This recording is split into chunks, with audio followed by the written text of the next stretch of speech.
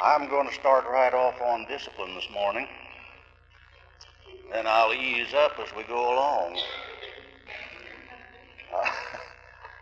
I believe in the hard things first and then take the easy things later.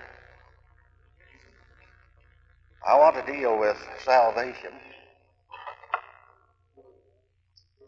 and I want to state, whether it be true or not,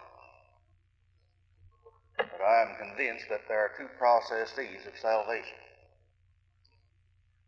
One by gradualism, and one by supernatural invasion of the power of God through grace. And that supernatural salvation is very rare, and only thick-skinned persons ever have it. They need a blast, and so God gives them a blast. There's a very peculiar thing about this spiritual quest. People who are not religious never get sick. Never heard of a nervous breakdown in a penal institution. Never heard of any heart trouble in a penal institution. I've never seen a cancer in the underworld. But the more sensitive we become to the closeness of God working in our lives, the more we're exposed to disease. And, of course, the more sensitive we become, the more we're exposed to His salvation by gradualism. It's all by grace. But still we unfold gradually. And the first four stages in the example of Jesus in the process of salvation are very natural. And the last three stages in the example of Jesus are supernatural. I want to speak of four laws. Four laws in the process of gradualism and by grace and through Jesus' example. And the first one is that we have to learn how to enter into the spiritual life. And this is a law, and it is also a discipline. It is the law of the child. In fact, Jesus went so far as to say that we couldn't enter in at all, except through obedience to this law of the child. Everything in the material world is in reverse of everything in the spiritual world, and consequently he entered out of the spiritual world into the material world as a child. That's the first law. He obeys his own laws. And then he told his disciples that they would have to lay hold on this law and obey it, become wholly obedient to the law of the child. And as he entered into the material world as a child, obeying the law, he meant that they must enter into the spiritual world by entering into it as a child. Now, this doesn't mean that we're to give up reason. It means that we are to keep everything that we've had in our experience, retain all the knowledge that we have and all the wisdom,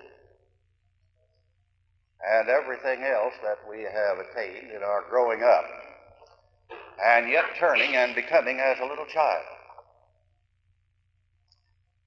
It doesn't mean that we are to be guileless, but it means this one thing. We are to be passive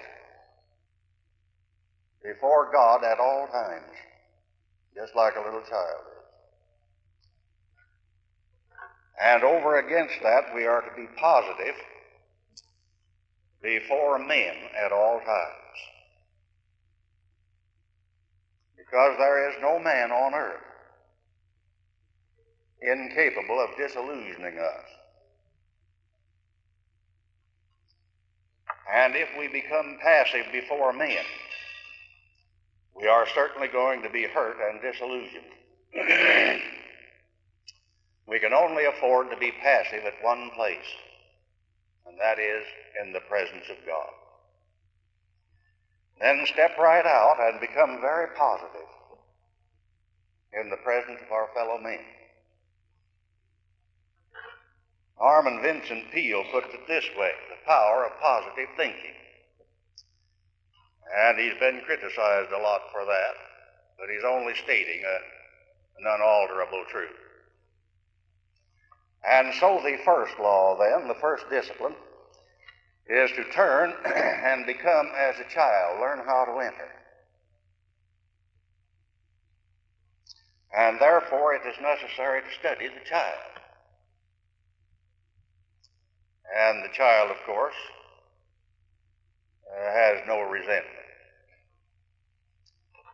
The child has none of those things that cause disease in sensitive people. If it has any disease, it's communicated from the parents, or it can be handed down to them even to the fourth generation. But a normal child has no resentment.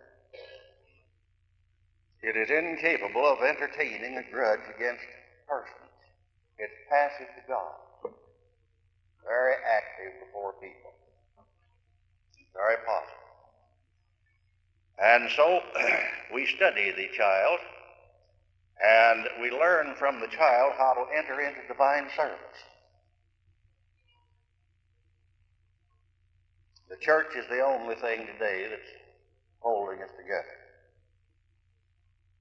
If it were not for the church, communism would have us, and crime would rule our country. There's only one moral force being exerted today, and that is exerted in the church. The only thing that the communists want to eliminate is the church. For they know if they can eliminate the church, they can eliminate Christ. And if they eliminate him, then of course they move in. They have no other opposition. They do not care for military opposition because they do not intend to fight on the external plane. They feel that they have only one enemy, and that's Christ. And that if they can conquer him, they will not have to shoot a shot. They just simply move in and eliminate the church, the opiate of the people, they claim. And so we ought to learn how to enter into the church, divine service. First place, we ought to get there on time. And I believe a half hour before time would be better. And then we ought to get still while we're waiting and spend that hour in silence, silent communion, preparing for the service. We know how to enter, we'll know how to exit. When I go to church, I always go early and just get still. And then when the service starts, I'm not bored with it. It's all meaningful. I'll not enter into criticism about anybody in the choir. I'll not resent certain ones being in the choir when someone else is not there. And even the announcements will be inspirational. Just love the announcements. And say, my goodness, how can anybody get so much power in an announcement?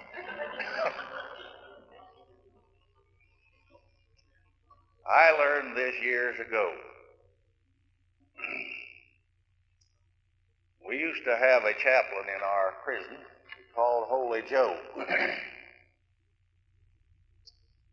And we used to say that he had no message for anybody, never saved anybody, and preached the same thing every Sunday.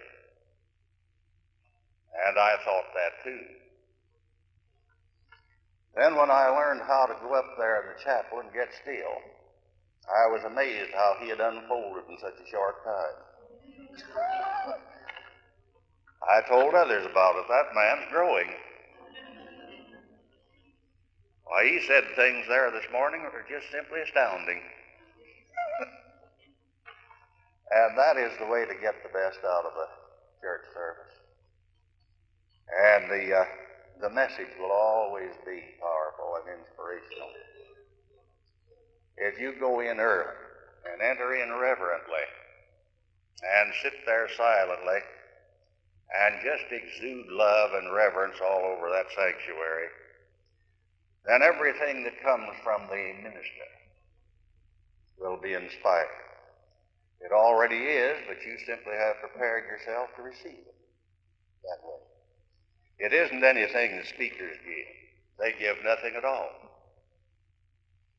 It is only the receptivity that we have to receive from the divine word. The ministers just merely stand there and state truths, but if we're incapable of receiving them, they don't amount to anything. So Jesus enters into the world as a child, and he says, unless you turn and become as a little child, learn how to enter and you'll know how to exit. Now if you enter into the church service irreverently and in rebellion, you will keep looking at your watch. And if the pastor runs over 5 minutes, you'll state that fact to the one sitting next to you. He's already gone over 5 minutes. And then when the organ finale reverberates throughout the sanctuary, you'll say, well, that's that. Let's go eat. Get nothing out of it. Receptivity means response. Without the receptivity, there isn't any response. There's only reaction. And so one of the first laws to learn how to enter into life with reverence. The next law is to have a hidden life. You've got to be hidden in Christ. That's the next law. And Jesus was hidden for some 18 years, they claim. Had a hidden life. The Dead Sea Scrolls are claiming now that they understand where he was during those 18 years. And some say he was in India. Others say he was in China. But the fact is, he was hidden. And he stated that hidden life as a very definite law. He said there's got to be a part of you that doesn't let the left hand know what the right hand does. You have to have a secret ministry. That's the law. That's the discipline. There have got to be some things that we do that no one but God can see it. I believe I must tell you about my allergy right at this point. Before I got sick, I didn't have any allergies. Before I got religion, I mean. I didn't have any allergies. I could eat anything, drink anything, including canned heat and radiator alcohol.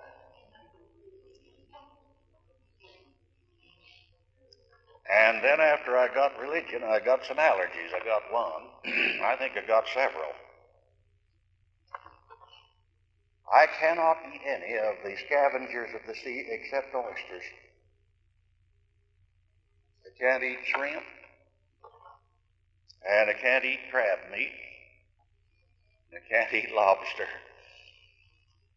And when I discovered this allergy, I was down in Virginia, and they gave me a crab meat send-off after a mission down there. And when I got to Washington, I looked like something the cat really had dragged in. And I got on a plane for St. Louis, and by the time I got there, I had lost at least 15 pounds. They had an ambulance waiting there for me, and I was on a mission. And I said to myself, I'm going. This is God's appointment, and I'm going to the mission. And they said, all right, if you want to go, go ahead. But they had to almost carry me onto the plane. And I got to my destination, and the pastor of the church was waiting there for me and didn't know me. And oddly enough, it was a very strange mission. He had been trying for years to get divine healing in his church.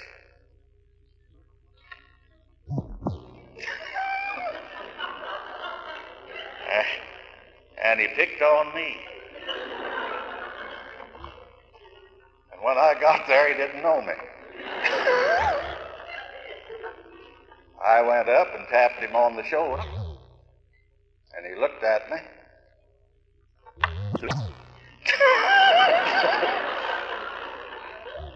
I said, now don't make the understatement of all time.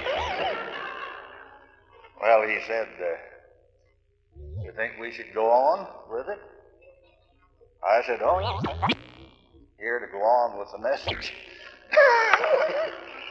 And I arrived at the meeting that night, sat down in the chair behind the pulpit, got as hidden as I could, and he sat there and stared out at the congregation. And finally it came time for him to introduce me, and he didn't even call it divine healing, he called it spiritual therapy.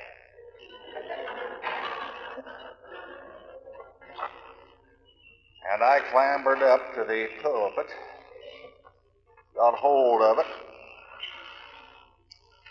and by the grace of God or something else, there are quite a number of pieces of gum under there that made something like a grip that you have on a steering wheel. And I think I started out by saying, let us pray. And they were certainly willing to do that. And I got about halfway through, I think, before I realized I was blacking out. And with my last breath, I leaned over the pulpit and stated, if there's a medical physician in the house, I would greatly appreciate his service.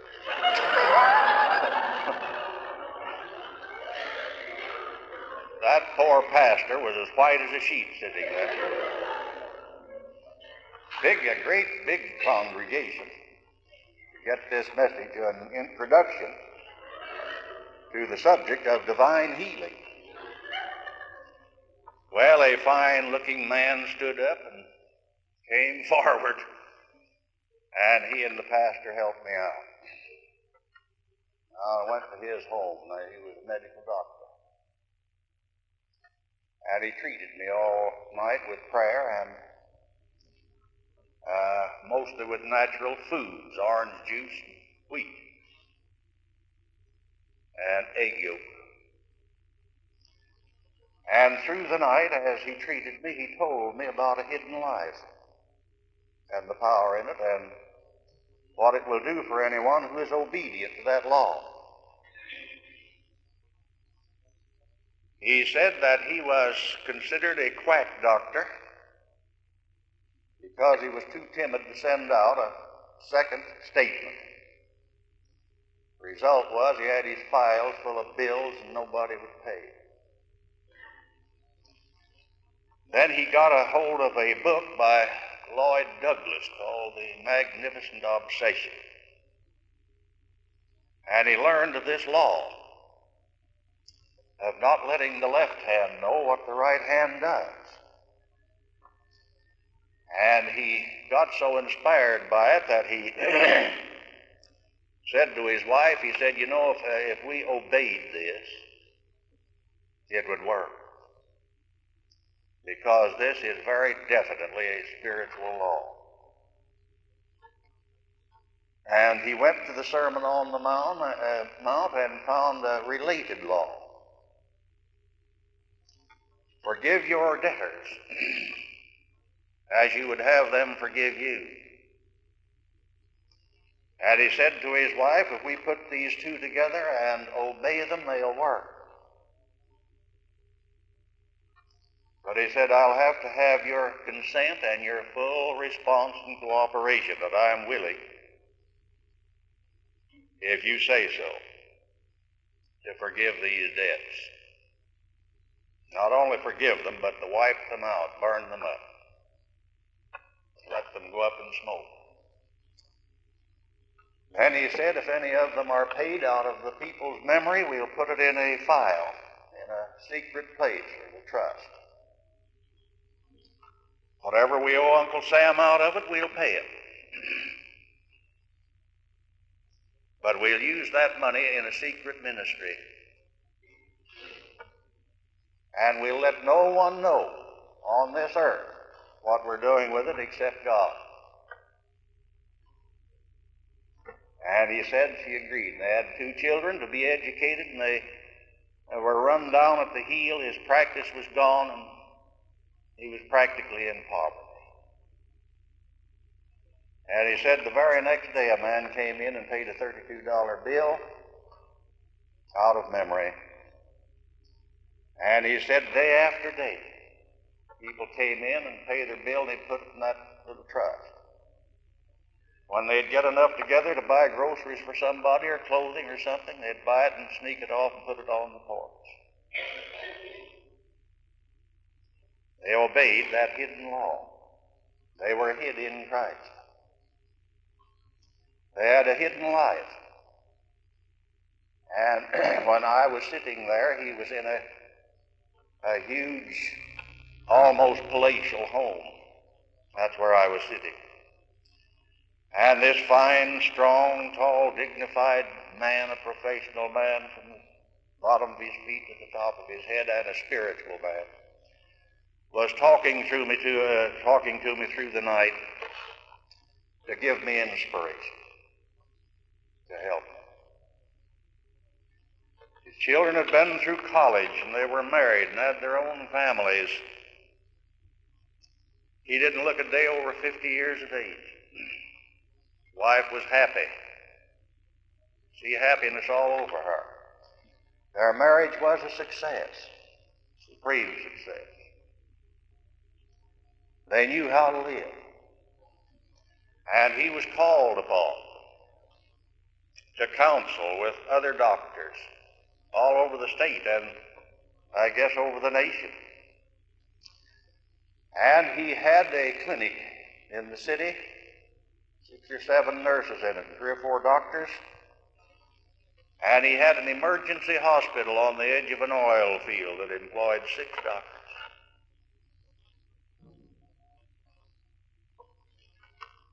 All coming out of obedience to that one law. Forgive your debtors as you would have them forgive you, and don't let your left hand know what your right hand is doing. Now, that is why Jesus, as an example in his own life, had a period there of 18 years when he was completely hid in God. As far as history goes, no one knows anything about it. It was hidden. And he was obeying God in this secret, hidden way. No doubt he was carrying on all kinds of secret ministries, probably standing afar off and putting out his hand and healing people secretly, probably walking by homes and sending a blessing in there and healing and releasing and relieving people.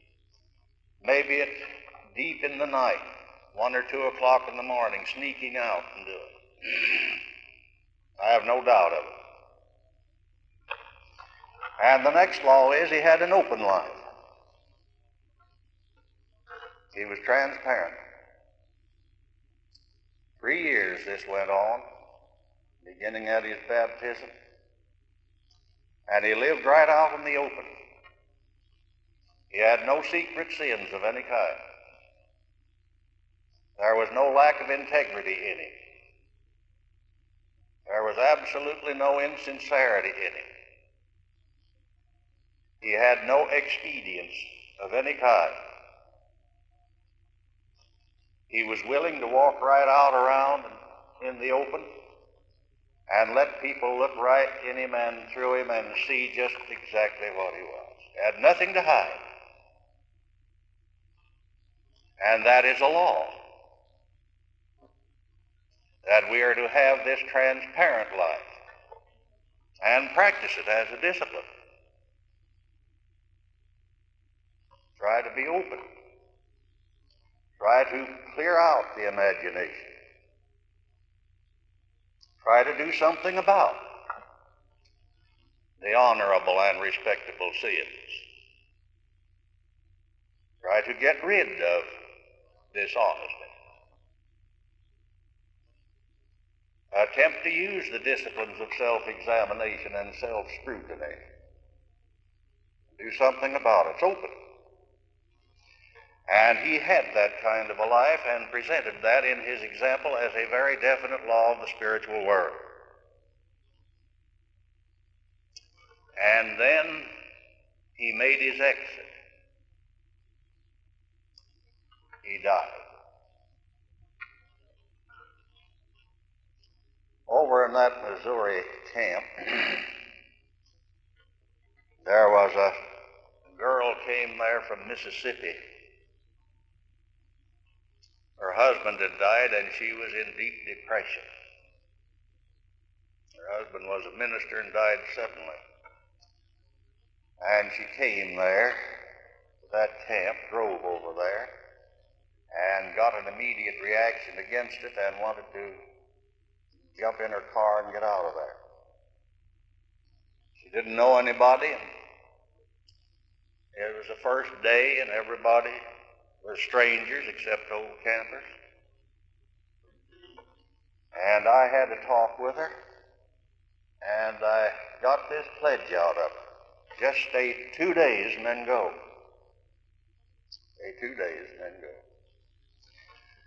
And she said that she would do it. And after the second day, she had died to self. She had died to all these self-centered things that depressed her.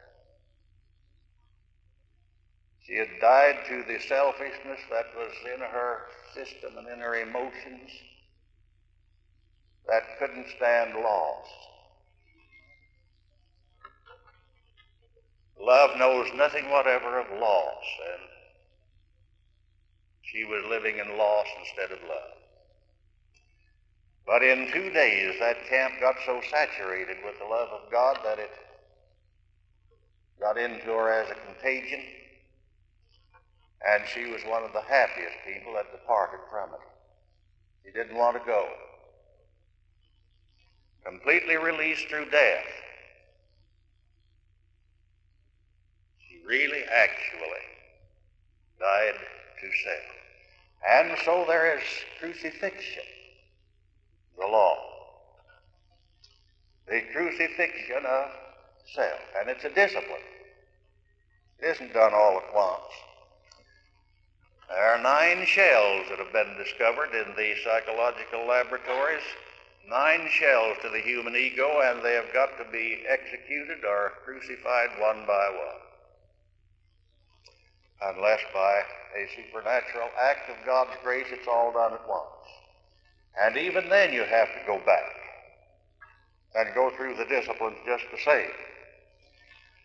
And so it is that here we have a wonderful opportunity to enter into the Spirit and the activities here with great zest.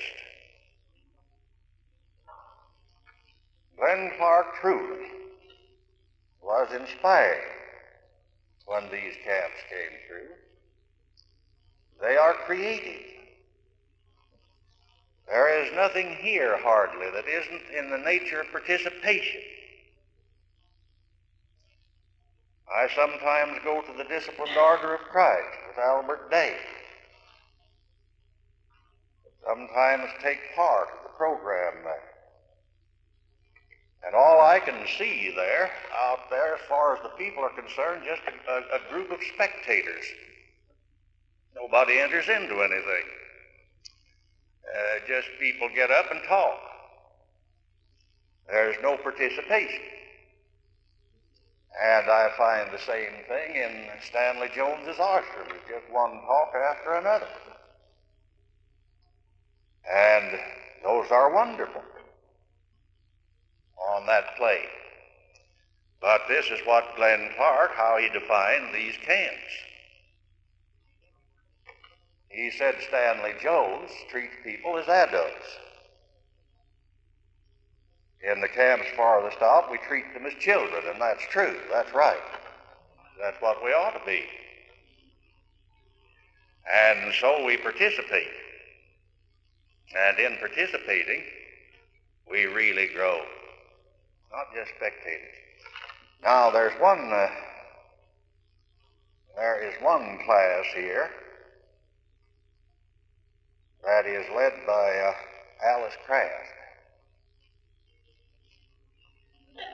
Now, here she is right here.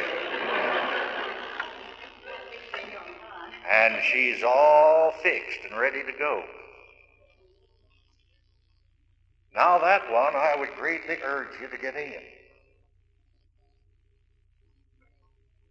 I probably won't be able to make it all the time myself, but I'm going to try to get in on some of it. Because it not only releases us physically, but psychologically. If you're timid, you ought to be able to get rid of timidity there if you're going to get rid of it at all. If you're suffering with an inferiority complex, it'll soon fade away in the rhythm class. If you're bashful and shy, get in. Participate. Alice knows what it does. It takes not only the physical inhibitions out, but every other kind of inhibition. And it gives release. And Glenn had that put in. He said, this is essential, this is needful. And it is. Get in that creative writing and creative art led by Dalton Miller. And Dalton herself is an inspiration. Just watch her lead the class and you get inspired. When you get into it, you really get relief. Get especially into a prayer group and stay in it.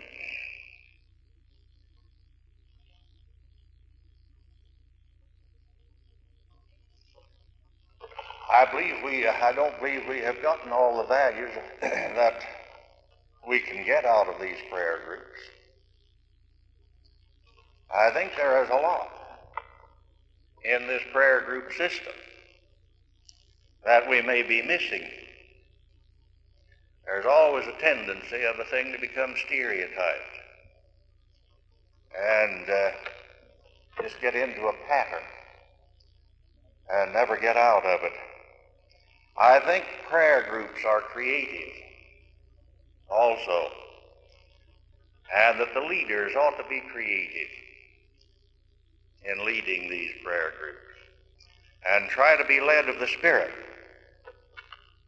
and not just stay on one path, but try to be guided in such a way that maybe something new can get in these prayer groups.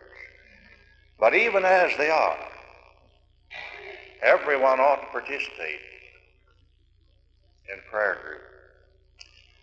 In some way, prayer is the greatest thing in the world. I believe it's even greater than love.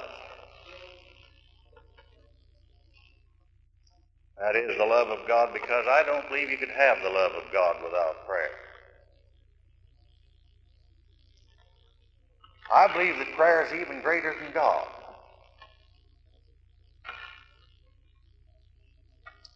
Because you couldn't have God without prayer.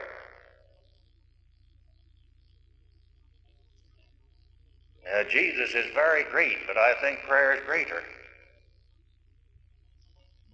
Because it's certain that Jesus will not be around anybody very long who doesn't pray. Not that he isn't around, it's simply that prayer creates the capacity to receive him. It is the means by which we make the contact. I think Hannah was saying last night that the contact was finally made through prayer. She had come to a point of practical exhaustion. He had reached a place where nothing was real. But nevertheless, she kept on praying. And it was in this state of intense desperation in prayer that the thing happened. And her stammering lips were loose. No, she couldn't have made that grade, that contact, except through prayer.